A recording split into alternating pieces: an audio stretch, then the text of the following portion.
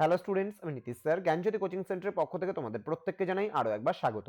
তো স্টুডেন্টস, আজকে আমি তোমাদের সঙ্গে আলোচনা করব উচ্চ মাধ্যমিক ভূগোল চতুর্থ সেমিস্টারের যারা পড়াশোনা করছো বিভিন্ন স্কুলগুলোতে, তাদের জন্য আজকে কিন্তু ভীষণ গুরুত্বপূর্ণ একটা বিষয়।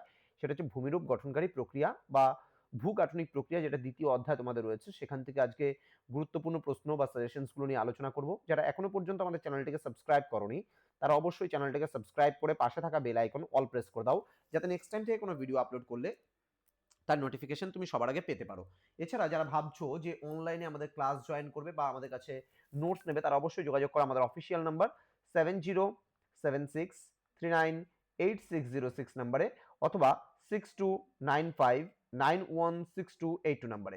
তোমাদের টোটাল কোর্স ফি রয়েছে তোমাদের এই সাধ্যের মধ্যে জাস্ট 199 টাকা পুরো কোর্স ফি। ওকে, পুরো সেমিস্টারের কোর্স ফি জাস্ট 199 টাকা। এবার এর বিনিময়ে তোমরা পেয়ে যাচ্ছ পুরো নোটস পিডিএফ আকারে, রেকর্ডিং ভার্সনে কিছু ক্লাস এবং মোস্ট ইম্পর্টেন্ট সাজেশনস। ওকে, তোমরা যদি প্লে স্টোরে সার্চ করো Pisticall education app, PISTICALL Pisticall education EDUCATION, এই অ্যাপে কিন্তু তোমরা সমস্ত কিছু পেয়ে যাচ্ছ, আমাদের যা কিছু রয়েছে সবকিছু। ওকে, তো প্রশ্নমান 5-এর জন্য কোন কোন প্রশ্নগুলো তোমরা পড়বে সেই নিয়ে প্রথমে আলোচনা করি। প্রথম প্রশ্ন, নদীর সঞ্চয় কার্যের ফলে সৃষ্ট ভূমিরূপ সম্পর্কে চিত্রসহ আলোচনা করো। দ্বিতীয় প্রশ্ন, সমুদ্রের ক্ষয়কার্যের ফলে গঠিত ভূমিরূপ সম্পর্কে আলোচনা করো।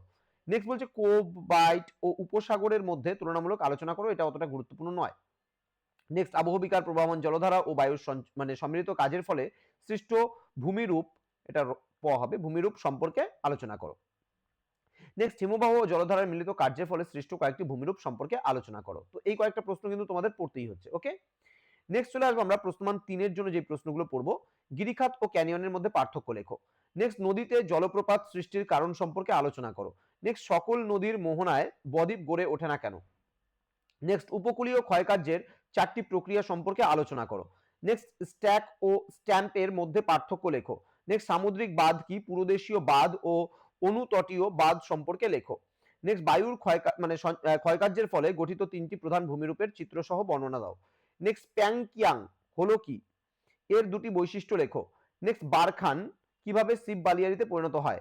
নেক্সট, অনুদৈর্ঘ্য ও তির্যক বালিয়ারির মধ্যে পার্থক্য লেখো। পেডিমেন্ট ও বাজাদা কি, এই কয়েকটা প্রশ্ন তোমরা পড়বে। এবং 2 নম্বরের জন্য বেশ কিছু প্রশ্ন আছে, যেমন নদীর ক্ষয়কার্যের 3টি পদ্ধতি, মন্থকূপ কাকে বলে, পলল শঙ্কু কাকে বলে, পশ্চাৎ তটভূমি এবং সম্মুখ তটভূমির মধ্যে 2টি পার্থক্য। দেখো, এই যে প্রশ্নগুলো তোমাদের 2-এর দিচ্ছি না, এগুলো প্রশ্ন কিন্তু তোমাদের বড়র মধ্যেই ম্যাক্সিমামটা হয়ে যাবে। যেমন নদীর ক্ষয়কার্যের ফলে সৃষ্ট ভূমিরূপের মধ্যেই তোমরা এগুলো পেয়ে যাবা। ঠিক আছে, দেন বালির চাদর বলতে কি বোঝো।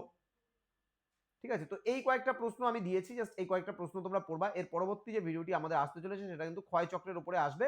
তো ক্ষয়চক্র থেকে কি কি পড়বা না পড়বা সেগুলো নিয়ে কিন্তু পরবর্তী ক্লাসে আলোচনা হবে। যারা এখনো আমাদের সঙ্গে যুক্ত হওনি, চ্যানেলটাকে সাবস্ক্রাইব করনি, তারা অবশ্যই চ্যানেলটাকে সাবস্ক্রাইব করে পাশে থাকা বেল আইকন অল প্রেস করে দাও, যাতে নেক্সট টাইম থেকে কোনো ভিডিও আপলোড করলে তার নোটিফিকেশনটা তুমি সবার আগে পেতে পারো। দেখা হচ্ছে খুব তাড়াতাড়ি আরো একটা নতুন ক্লাস নিয়ে তোমাদের সঙ্গে। তোমরা প্রত্যেকেই ভালো থেকো, সুস্থ থেকো। Thank you so much, thanks for watching after all, thank you.